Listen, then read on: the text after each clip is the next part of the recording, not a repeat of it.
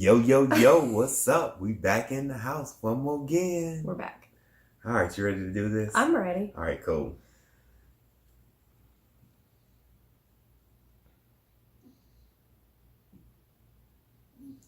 Hey, everybody. Welcome back to another episode of Success in Black and White, The podcast. the podcast. We are back in the house. We are back live one more again for the people.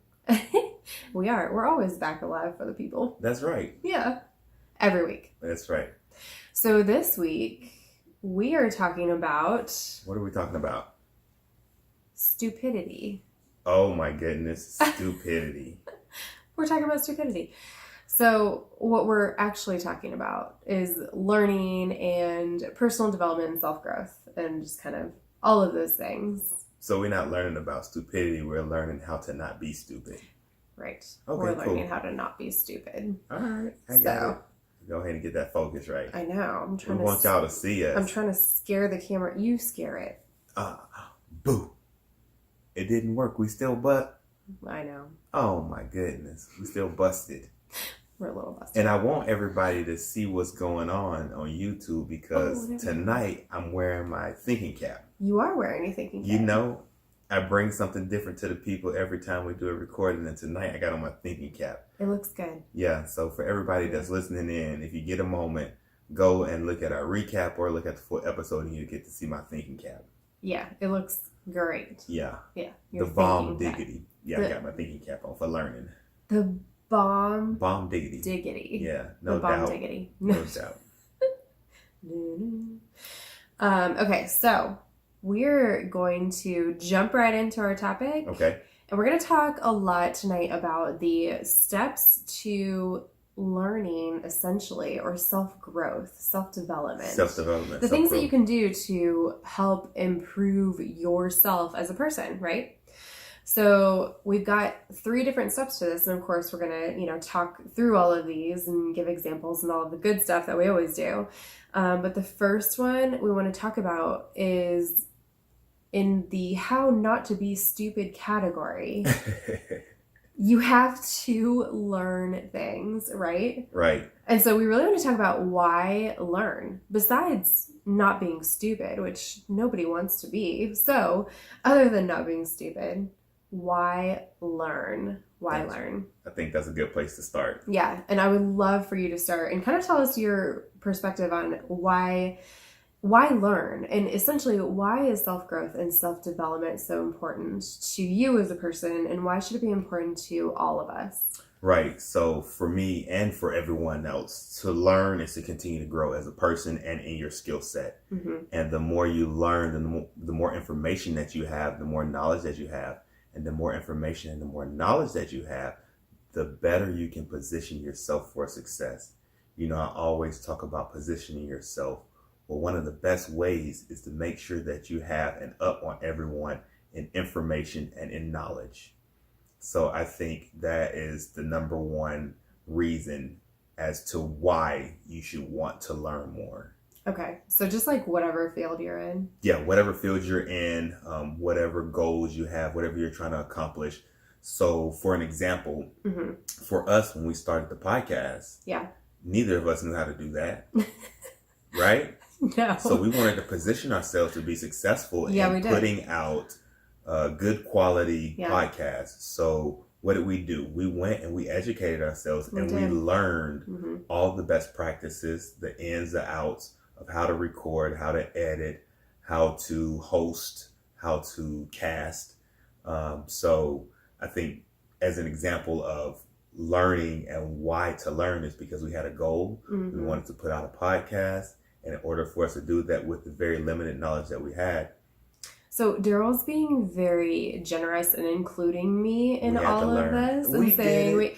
we did do it together, but I Yeah. want the people to really understand Yeah. who is the show producer. yeah, And it's not me. yeah, And definitely. we don't outsource it. So No. the other factor here is Daryl. It's me. Yes.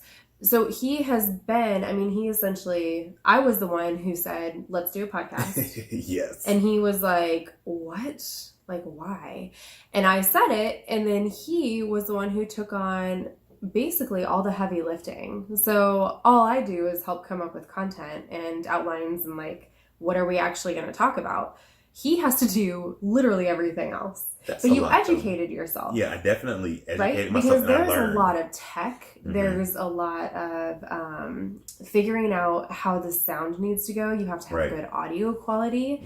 Mhm. And there's just so much that you have to learn and put yourself in a position that if you want to have a good, decent podcast and you want it to sound good and you want people to continue to listen, Right. yes, you have to have good content and to talk about things that people can take away. But you have to have, like, you are almost a perfectionist sometimes when it comes to sound quality, right? Yeah. Mm-hmm. It's not a bad thing. No, it is not, because Sometimes it is. I'll talk about that a little bit later. Oh, wow. But for the most part, it's not a bad thing, right? And this is a good... If y'all are watching, y'all just saw me sit back like, wow, that was just like, boom. I know, but you know below what? the belt. No. I think it's really good that we That's have so good quality. And honestly, you had to educate yourself on how to do that, because there are podcasts. I'm not going to knock anybody's podcast, but there are podcasts that I'll tune in. And if the audio is, I can't hear very well, then I'm usually not going back to that podcast, even if the content is good, because I don't feel like I'm going to be able to hear what the content is. Right. So I commend you for doing that. But how in that process, like, where did you go to get those resources? Because I will say, I mean, I'm part of this team, and I'll tell you guys, we did not pay or outsource anybody to do this for us. So it's completely possible to do some of these things, to learn the tech. And this is not your background. No, like, it's you're not. a recreation facilitation and like, During the day, yeah, like, I have a little tech edge yes. to me. But I've never seen so much of it before until Yeah. now. And you really had to educate yourself. So where were some of these resources that you went to in order to grab these hard skills for this particularly? Absolutely. So I went, obviously, everyone or most people, majority of the people have access to the internet. And that's where I went. Okay. And I had an opportunity to also do some online reading. And, you know, they have the dummies to starting a podcast and the how-tos. Yeah. So I went in my library online and pulled up some books and read through those pretty thoroughly. And some of the podcasts that we listen to and some of the people that we follow that also inspires and motivates us, Yeah. leaves us very valuable information to help us get through this. Yeah, sometimes good. Like, we'll listen to your podcast and be like, the sound quality was awesome and their content and their takeaway was awesome. Right. And then sometimes we listen and we're like, oh, we love this person, but that was awful. Yeah, that was awful. You know, and, you know, Yeah. not to put anybody down, but it really does, it makes a big difference when you talk about sound quality and quality of podcasts. So I just want everybody to know, because he's very generous in saying, like, and we are a team, but honestly, you are doing the heavy lifting with producing. Yeah. Really, truly. Yeah. And I know we're going to talk about it later in this episode, but just trial and error. Like, Yeah, sometimes that's I true. just sat down and hooked up the microphone and just recorded myself saying nonsense Right. and just playing it back and messing with the different features and settings to see how it sounded and what came out and what was produced from it. Yeah. So that was also another way, just through experience. Yeah. And I'll say there was one point where we were both, this is right after I got my mic. So during Christmas, and we Yeah. were both laying on the couch and we wanted to try out headphones. And so it was probably an hour. Like, if anybody was just watching us from the outside in, they probably would have thought we were crazy, because we're like singing like random songs. Like, we're just testing everything out so we could try it out the way that we needed to. But we just Definitely. looked ridiculous, like not talking to each other, looking at our mics. It was just really funny. So I just wanted to commend you for that. And I think appreciate that is a really good point, is that you can learn, you can teach yourself a lot of things. A lot of things can be self-taught, because we have this amazing thing called the internet, and we have these other amazing things called the libraries. You know, I don't know if everybody goes there, Wow. but it's true, you know? Yeah. And I like one of the things that you say often: no one is going to do it for you. Mm. And I like that you say that. And every time you say it, I'm like, gosh, that's motivation for me. You know, because sometimes you wait or you want to find those people or ways to get people to help you with it or do it for you. Mm-hmm. And like you said, I do it all. with the extent to some engineering things that we have done, we do have a person for that. But for the majority of the recording, the editing, the hosting, posting, I do most of that, and no one's going to do it for me. Right. So if I want to do it, I have to know how to do it. And if I don't know how to do it, I have to learn how to do it. I think that podcasting is really a great example. I want to know, based on your thoughts, like that's a really great example of some hard skills that Right. there's a great way. You can go to the internet, you can go to the library, you can find, online resources to help you with hard skills, no matter what it is. Do you think that there are universal, transferable skills that everybody could develop, no matter what field you're in, no matter what you're actually going to work on? Yeah, I definitely think there are skills. And when you're talking about positioning yourself, that's surrounding yourself with the right people. And when I say that, it doesn't necessarily have to be physical. So like how I said, we listen to other people's podcasts, Right. review in and tune in to other people. So surrounding yourself with people that are going to help you Right. continue to grow and continue to develop. And that is something that's transferable anywhere. That's true. And Yeah. the way that I do it now, like I said, is most of it is online. Like I'm watching other people's videos. I'm Yeah. watching other people's how-tos. I'm listening to other people. But also when I do get a chance, like our engineer, who obviously isn't local to us anymore, Right. I sat down and talked to him for probably about 45 minutes about just volume controls and Right. levels, and surrounding yourself with those people and putting yourself in contact with those people, whether it be physical, in person, or if it's online through other opportunities. I think that's very important. I think that's transferable all the way across. Also finding something that you are passionate about and that you have interest in, or it's based around your skill set or based around your gift. I think that's very important to build and to work around that. And when you talk about transferable, if you're passionate about it, or if it's around your skill set or your gift, it's something you want to continue to grow in regardless.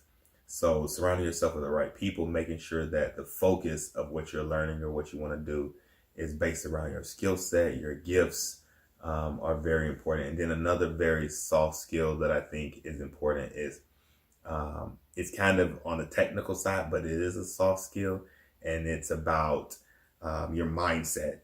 Making sure that it's in your mind that you're gonna grow and you're gonna develop, and it's a part of who you are, and it's a part of how you think.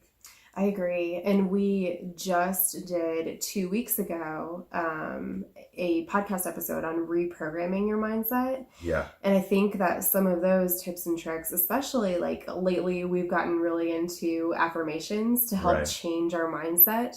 And that has really, really helped. So I agree. I think changing your mindset.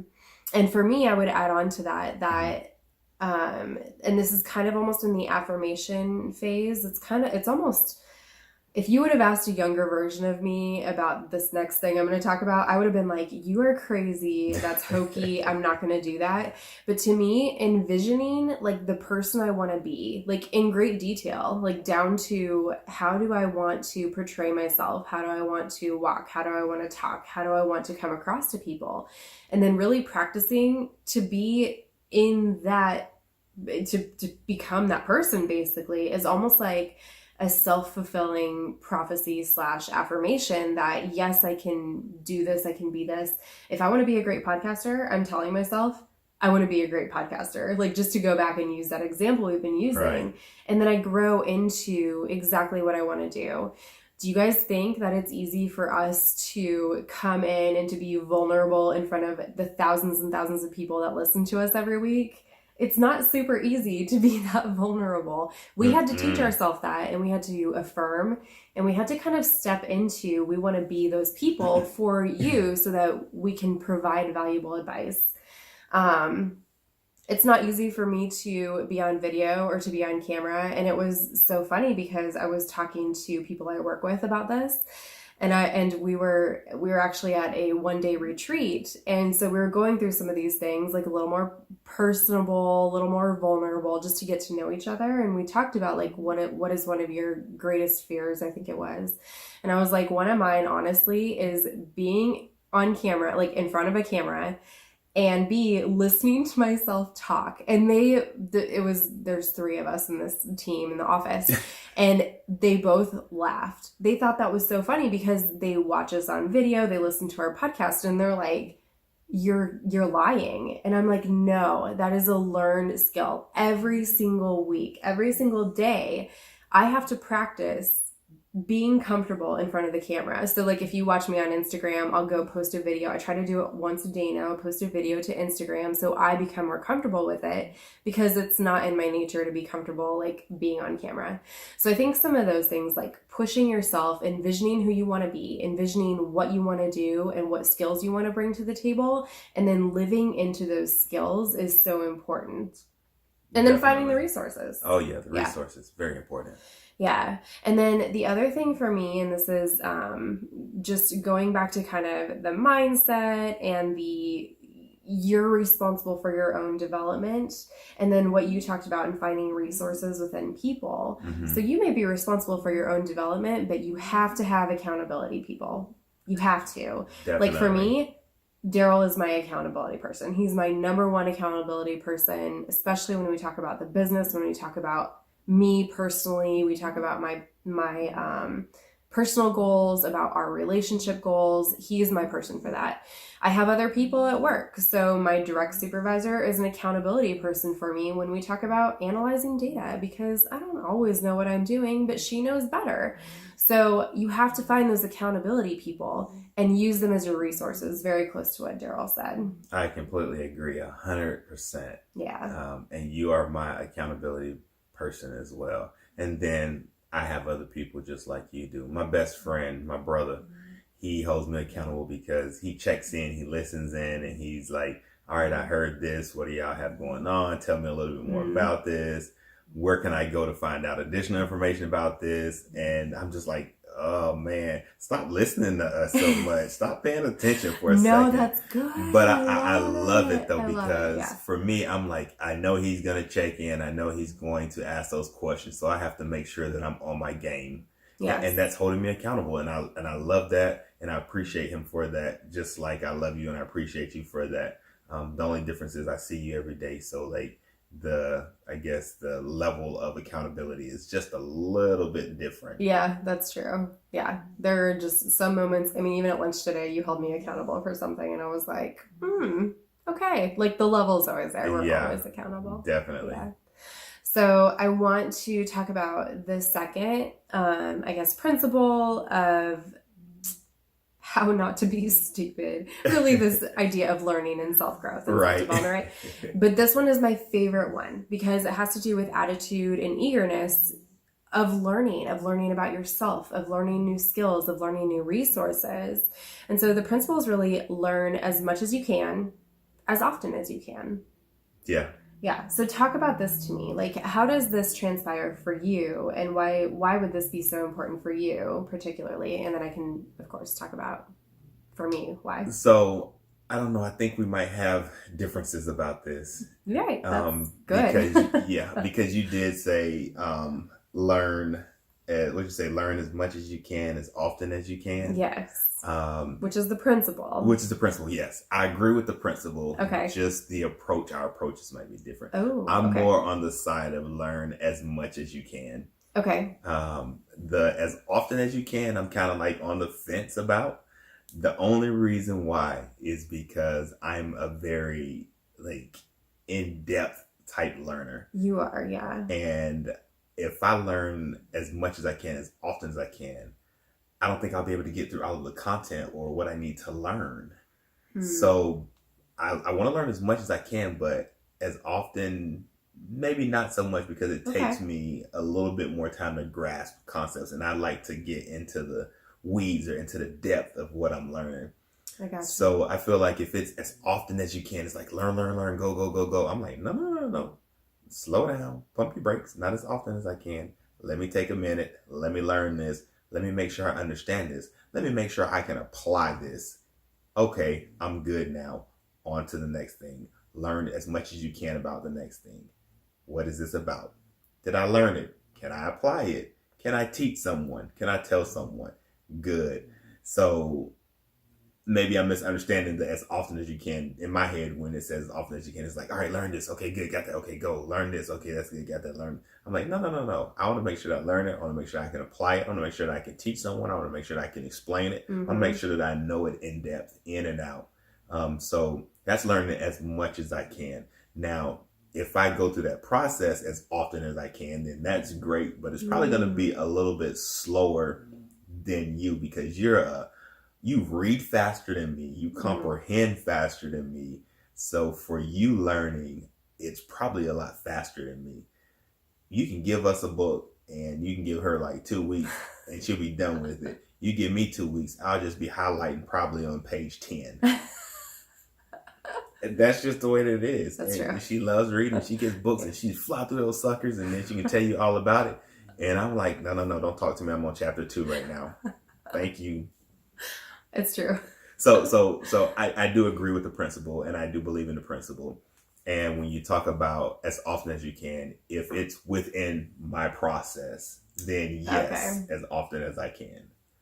So I think that's I'm glad you made that point. Okay. Because I think that showcases different personalities. Yeah. And different learning styles. So for me, so you're right. For me, I learned very early. So growing up, all I really did was read books. Like, if anybody wants to go check in with my mother, she will tell you, like, Mama will tell you that all April was doing was reading from the age that I could read up until, honestly, probably I graduated high school. And then even in college, like, definitely the first few years when I wasn't studying, my pastime, I would rather read than watch TV.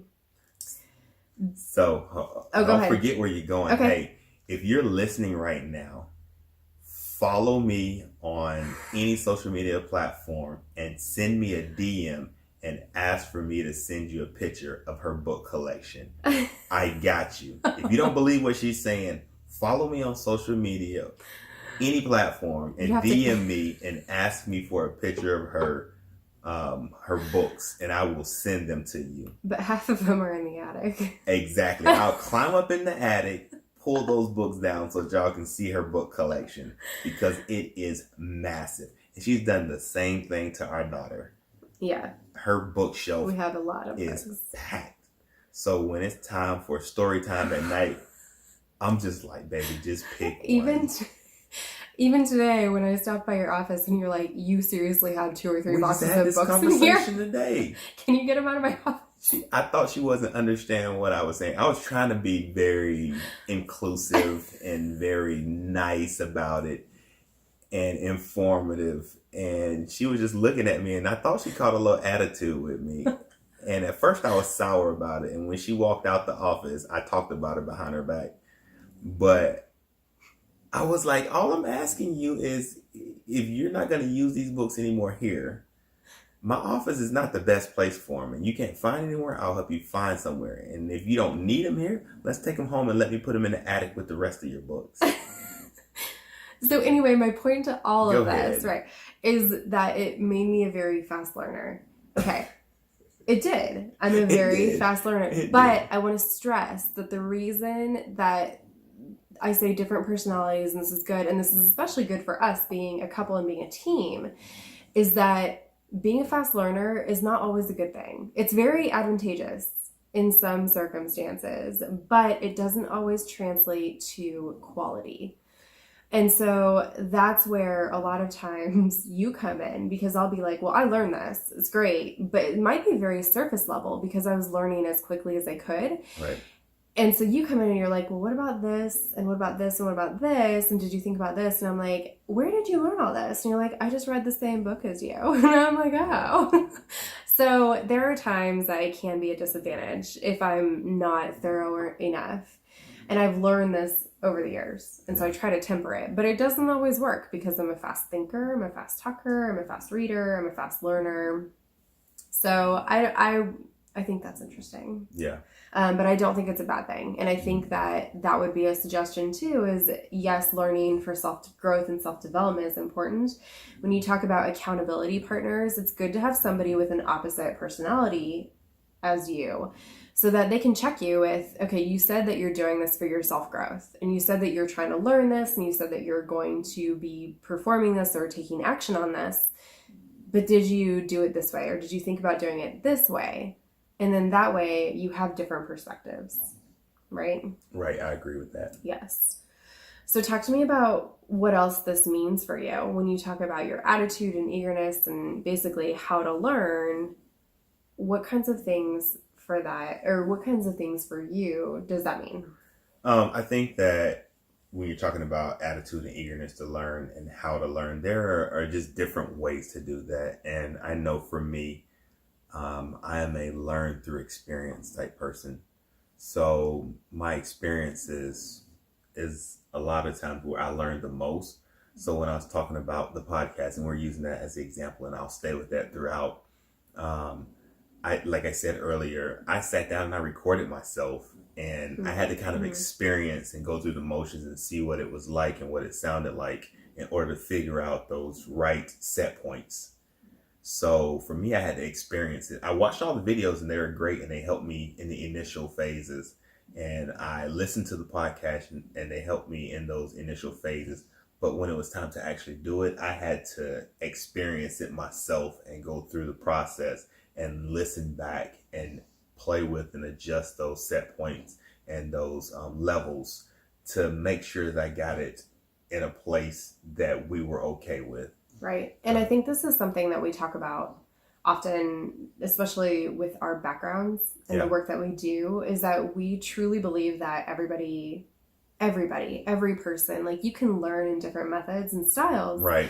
But to truly grasp the concept really takes experiential learning. Mm-hmm. So what you were talking about is that you can learn from books. And I mean, this is why in med school you have to do rounds, and you have to do residency. Thank you, residency. Mm-hmm. And different, you're getting different experiences in med school because you have to get the experience to truly let what those skills and what that knowledge that you gained in school is sink in and be applicable. Right. And so I think that's smart. And I think that is definitely something to consider when you talk about, your eagerness and your how to. Definitely. And then just to follow up with that, even though that way works best for me, I also still have to remember that I have to engage in the other ways to learn, because they give you different perspective and different outlooks on the information. Mm-hmm. So the reading, even though I read a lot slower than you, when I take the time to read and how I comprehend the information, it'll be different than me being out there, because I might miss something or I might not think about something in enough depth. So when I read, it helps me. So those other areas that you may not appreciate more, or that you may not be, better in, you still have to make sure that you kind of keep yourself accountable in those other ways, because they do give you different perspectives and they give you different outlooks. So the reading, the online courses, or the webinars and different things like that. Mm-hmm. I hate those things. But when I go through those, to be engaged with other people and to get feedback from other people, whether it's live or not, them giving their feedback, it gets me to thinking differently. And also it gets my mindset and my perspective a little bit different, because it's in a different setting. Right. I have to apply myself differently and I have to think differently. So I learn more and I learn things differently, which is growing, which is self-developing. So that's the additive that I would give to that topic. And I also want to add, because you listen to a lot of podcasts, right? Both by force and because you want to. Right. Like, I'm always listening to podcasts. I'm always listening to podcasts. Daryl's always, like, literally, I get up in the morning and I'm like, which podcast do we need to inspire us this morning while we get ready? So by default and because you want to. Yeah. So I'm curious, if we look at, let's take the podcast example off the table for a second and think about general self-growth and self-development. Right. One of the questions that I get a lot are, what are recommendations for books, podcasts, maybe online resources that you would recommend for people who are really looking for like self-growth or self-development? Like, what are some of your favorite books for that, or podcast or online resources for that? Definitely. So, I mean, and you know this, Ed Milet. I love Ed Milet. That's my dude. I know. He's one of my favorites. Yeah. So I like Lewis Howes too. Yeah, Lewis Howes is good too. He's good too. And then obviously Eric Thomas, E.T., yeah, the hip hop preacher. I don't listen to him as much, but right. I listen to him because I like the dynamic of his team, and they all give different perspectives, and also they all give different tones. Because E.T. is like hyped up and ready to go, and these are all podcasts and inspiring all the time. And then he comes in with, you know, other members of his team that do the podcast, and then like me, they chill, they calm, they're like, hey, get this information real quick. I ain't gonna knock you upside the head with it, but I'm gonna let you get it. Yeah. So those are definitely some of the ones that are inspiring, personal development, and they cover a wide range of topics too. So it's not just about, you know, specific things. It's about how to be successful in general in your life, whatever area or aspect you're looking to grow and develop in. Yeah. Yeah. And then as far as books, you obviously know that majority of the things that we do together and the class that we teach are leadership based. Yeah. So anything Maxwell. I love Maxwell. I'm all over it. Yeah, I love Maxwell. He's good. John Maxwell is the full author name, so if you haven't heard of him, but one of our favorites is 360 Degree Leadership. Yep. He also has the one that we teach in class most often is the 21? The 21 Laws 21 of Leadership. Laws. Yep. Yeah, I don't remember how many there were because we usually dole them out, and like students get one or two that they have to go over and they present to us. But it's he has really great leadership principles overall. Yeah, so I mean, I think I probably have 50. You have a bunch of his books, 50% of his books, and those are the ones. So how long did it take you to read them? Yeah, it took me a minute to get through the 21 Laws. It took me always 21 months almost. No, I'm just kidding. A little bit. But yeah, no, I do. I like any of John Maxwell's books. Yeah. If we're sharing. And that's predominantly what's on my bookshelf right now. So I would say definitely me too. And a lot of our resources, like just by ease, are what we are using for class. And I like a lot of Tom. I'm very research based. I have those books too. Because I think you bought those books for me. I think I did. So Tom Rath is like Strengths Finder, and we actually talked about our strengths using Strengths Finder in a much earlier episode that I don't remember which number it was. But that's one that I really like. And then Wellbeing Finder we use. Anything research based. I'm a huge research nerd. I'm not even going to list them all. But those to me are self-development and self-growth. Honestly, though, I was trying to think through, like, I love Ed Milet, and we talked about that. This morning, I felt like we were listening to someone minister to us. Yeah, so we were listening to Eaglebrook Church. Okay, sorry. I woke up this morning and it was like a pastor, and he was preaching to me. Like, that's what I woke up to this morning. That is what you woke up to. I woke up to like, thank you, Jesus, for letting me see another day. Gratitude. Let me get this word real quick while I brush my teeth. Gratitude is super important to me. All right, cool. So we were listening to that. Sorry, y'all. I was just asking her, like, that was just an us moment just then, because I knew I woke up to somebody preaching to me, and I was like, you did. Let me get this word real quick. You did, yes. All right. But I was just thinking about the fact that I think it's super important to feed your brains and to feed your minds. Lately, we have been just like on fire coming up with so much of our own individual content for us that in itself, like the two of us just talking about the content that we're going to be talking about or that we're going to be writing about on the blog, to me, has been almost like developmental, just having the conversations. Oh, yeah. And so I don't want to dismiss that too, is that sometimes conversations, I'll pair it alongside books and podcasts and however else you get your learning and, knowledge gains. Conversations are going to be super important as well. That goes back to something that I said earlier about like the information that you take in and how it helps with the creativity and how you're using it yourself. And I think when I listen to these different people and I read these different things, it gets my creativity flowing a little bit better. And when you're talking about content, which she's very good at, and I'm just good at like throwing some ideas out there, but they're silly enough to where she's like, "Ooh, you know what? If we use this in this context and apply it this way, this can be something right here." And That's true. yeah, and I do come up with some stuff. Yeah. Most of my stuff be like topics though. Yeah, which is great. Which yeah, You gotta have them. you gotta have the topics, but you come with the content though. Well, at least I don't have to do the podcasting. But I think it's important, so I don't want to miss this point because we're talking about the how to learn and we're talking about the intake of information. And this is something that I think that separates the 90% of people who take in information and then their life doesn't really improve or they don't see improvements, and the 10% of people who take in information and they see drastic improvements.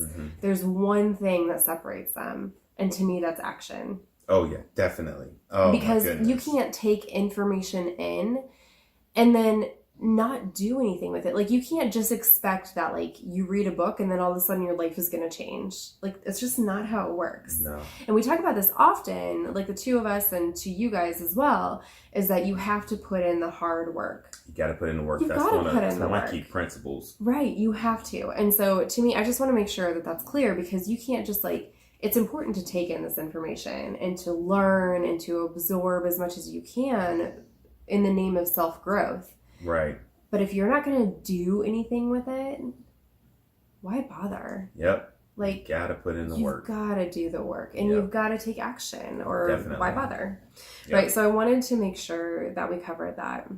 So I got a question for you. Yeah. Before we transition to the next one, what type of learner are you? Are you a social learner, or are you a solitary learner? So social means like predominantly. I'll say predominantly because you're gonna probably be like, "Oh, I do both." So predominantly, do you like to learn in groups with other people, or do you like to kind of be off on your own and just take in information and learn by yourself? This is a hard one. I know. Predominantly is the word. I know. Okay. So predominantly, I like to learn by myself. And I think because growing, and again, I'm not trying to like brag or like, look at me. Go ahead. But I have always been a very fast learner. Pat yourself on the back sometime, baby. It's okay. Sometimes that's okay. Yeah. Yes. That it's always okay. You should always pat yourself on the back. That's right. Tell the people. Yes. Anyway, so I've always been a very fast learner. That usually, until I got to high school anyway, that usually, and even in college, this usually put me above the curve, and it put me far ahead where if I was learning in a group setting, I would be held back.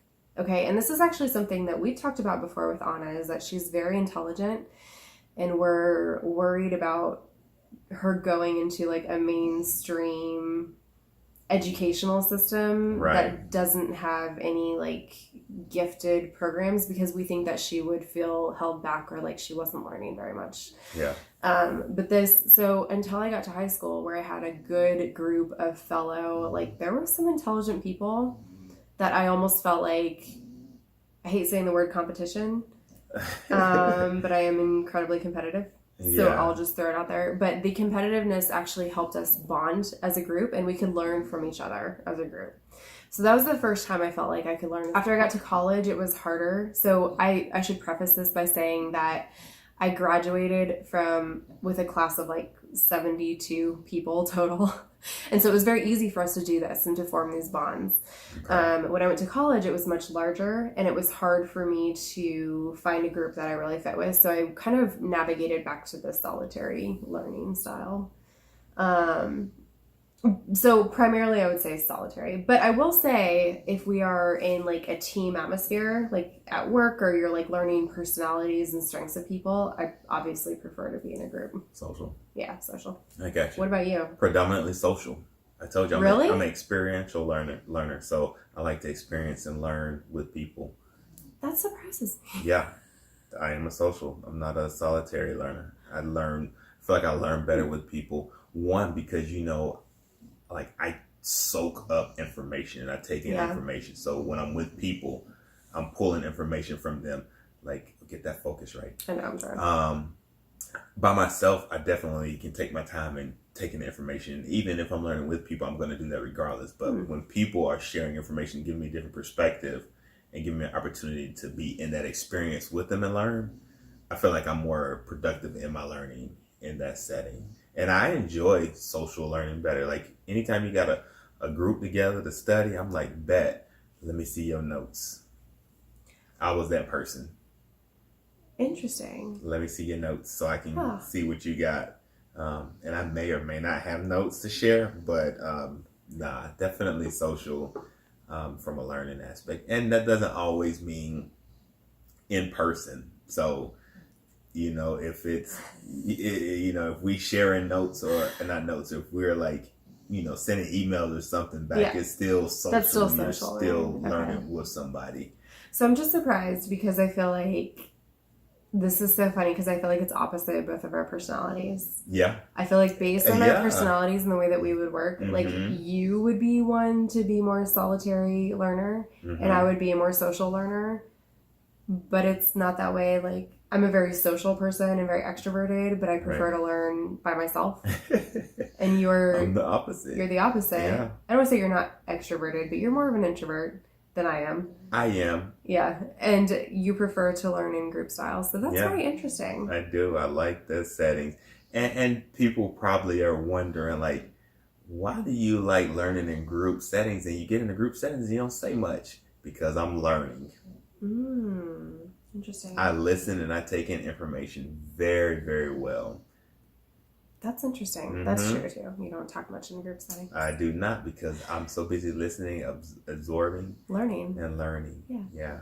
So there's one more thing that I really want to talk about with this one because it's my favorite thing. Okay, let's get it. Okay, so it's asking permission for things versus not asking permission for things. You went there. Yeah. If y'all can see my face. I gave her the stank face just now. He did. And the reason I like this for the how to learn is because I've used this method and I think that there are pros and cons to both. But to me, asking permission, okay, so this was the thing that I thought of when I was thinking through this content today about asking for permission. Yeah. And to me, the example was do you remember back when we went and both spoke in Mexico? Yes, of course I remember that. Okay, so to me, asking permission for that was kind of scary from multiple perspectives because I got invited by a very good old friend of mine that we've been friends for a long time who lives in Mexico, in Monterrey.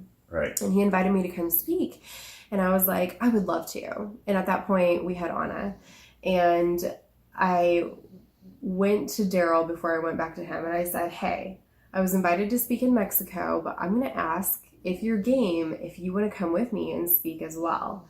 And Daryl, like, that was risky for me because Daryl could have been like, heck no, we've got, a 2-year-old and we're planning a wedding. Like, the wedding was literally a month later. Yeah. Like, we don't have time for this. We can't leave Anna. Like, what are we going to do? We can't do that. No. And so I was afraid he was going to say no. But the minute I got you on the phone, I asked the permission and you were like, yeah. Yeah. I was like, perfect. Okay. Yeah. So then I had to go back to my friend and say, hey, can my husband come? And luckily he was like, yeah, that's a great idea. Bring him. And then there have been many times where I have also learned and I've been put in positions by not asking permission. Mm-hmm. And the number one thing I can think of is the old higher education institution that I used to work at. I was kind of a lower level person, like a coordinator type person, not like a higher, like a director. But I volunteered myself without asking my supervisor or my director to come up with the well-being initiatives and outcomes for the university. And that was a time, like, when I finally went to my director after it had been approved by our vice president, and he was like, what did you do? And I'm like, I'm going to be doing this. And he was like, okay, like, there's nothing you can say then. And I don't think he would have said no in the first place, but it was a time that I was like, I'm not going to ask for permission. I just want to put myself in this position where I can learn as much as I need to. Right. So I think that those were two I just wanted to touch on because I think they're important to think about when you talk about how to learn, right? Definitely. And so the last one is kind of the more ambiguous, like what to learn, right? Definitely. Right. So for you, what does this mean? I'll start it off and tell you that when you're talking about what to learn new information, which I highly encourage, and which is, what you should be doing anyways if you're learning. But the caveat and the probably most important part is making sure that it's accurate information. Good Lord, nothing is worse than learning something and it's not right or it's not accurate. Agree. So definitely when you're talking about what to learn, yeah, you want to make sure that you learn. And then I think you want to learn what's right for you at the right time. What do you mean by that? So you can always put yourself in a place or a circumstance or situation to learn something new. And it might not be right for you at that time, depending on where you are in life or what your goals are or the type of success that you're trying to achieve. So by putting yourself in a place to learn what's right for you at that time is making sure that it aligns with your current goals, your current status, your current setting, and what you want your success to be in that phase of your life, in that phase of your business, in that phase of your journey. Okay. So don't waste your time on things that you don't need to learn for that particular phase of your life. Definitely. Okay. So that's what I mean by that. Gotcha. Yeah. I got a couple of more things that I had in my notes. Well, let's do one more. You want to do one more? Yeah. So if you're learning anything, I think that you have to make sure, and you kind of alluded to it earlier, but it is something that will move you to motion. Okay. Or move you into action. Yeah. I think that when you're talking about what to learn, you have to make sure that you're learning something that will move you to motion or move you into action. Agree. So you said one more. That was the one. I want to make sure I'm respectful of your request and our time. Yeah, definitely. So yeah, but definitely I think that if I had one to pick, that would be the big hitter, is that anything that you're learning, you're trying to figure out what to learn. Right. It's new information, it's accurate information that's moving you, forward. Okay. It's an action learn. Gotcha. Okay, good. Well, I think that this was a good episode to talk about the learning, how not to be stupid. Yeah, definitely. It's just learning and self-growth and development is super important to us. I think going through the different ways that we have had to teach ourselves certain things, especially as it relates to business and it relates to career and it relates to relationships and each other, I think this is a really good episode to talk about that. Definitely. Yeah. So. Well, that's it. Yeah. Until the next time. We are out. Yeah. Peace. Bye.